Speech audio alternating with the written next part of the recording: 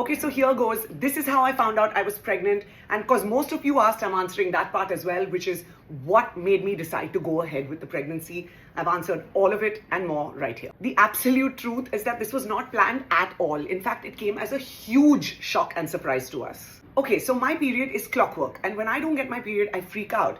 And this time I was feeling all the PMS symptoms, but the period wasn't coming. And I was like, okay, you know what? Maybe this is perimenopause. Maybe I'm like 40 plus and my cycle's changing or whatever it is.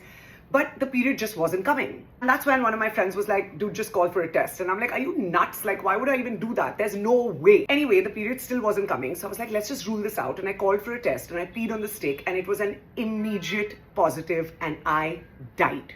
Please know my husband does not know any of this at this point, that I've ordered the test, that I'm about to do a test, nothing. He knows nothing. So I called him from the other room and I was like, look at this. This is what's just happened. And his response was, okay. He was completely shocked. I think he was shocked. I don't even think it registered. He was like, okay, don't worry. We'll figure this out. It's not a big deal. You know, I'm sure we can sort this out. And I'm like, sort this out? How?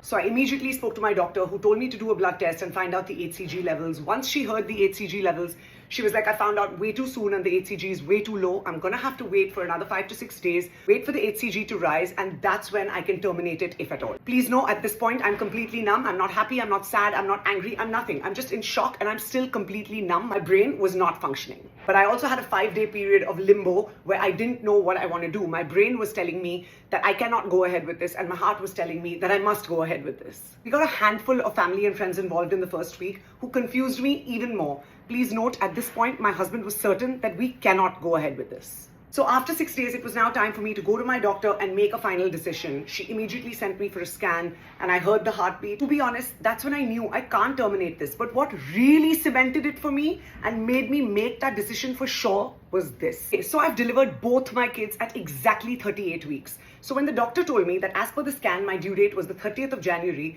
immediately in front of her, I put it onto ChatGPT that when do I enter my 38th week?